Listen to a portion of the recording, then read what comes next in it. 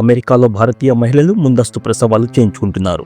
నెలలు పూర్తిగా గడవకముందే ఆపరేషన్ల ద్వారా పిల్లలను కనేందుకు ఆసుపత్రుల్లో బారులు తిరుగుతున్నారు. తల్లి బిడ్డలకు ఇది ఎంతమాత్రం ప్రమాదకరమని తెలిసినా ఈ రిస్క్ తీసుకునేందుకు ఏమాత్రం వెనుకాడడం లేదు. ఎందుకంటే అమెరికా 47వ అధ్యక్షుడిగా వైట్ హౌస్లో అడుగుపెట్టిన తొలి రోజే డొనాల్డ్ ట్రంప్ ఓ సంచలనాత్మక నిర్ణయాన్ని ప్రకటించారు. అమెరికాలో అక్రమంగా ఉంటున్న వారితో పాటు విద్యార్థులు, టూరిస్టులు, తాత్కాలిక వర్క్ వీసాలు కలిగిన వారికి జన్మించే పిల్లలకు ఇక ఆ దేశ పౌరసత్వం లభించదని ప్రకటన చేశారు. ఈ నిబంధన 2025 ఫిబ్రవరి 20 నుంచి అమల్లోకి వస్తుందని వెల్లడించారు. చాలా కాలంగా అమల్లో ఉన్న నిబంధనలకు పూర్తిగా భిన్నమైన నిర్ణయాన్ని ట్రంప్ ప్రకటించడం అమెరికాలోని భారతీయుల్లో తీవ్ర కలకలం రేపింది.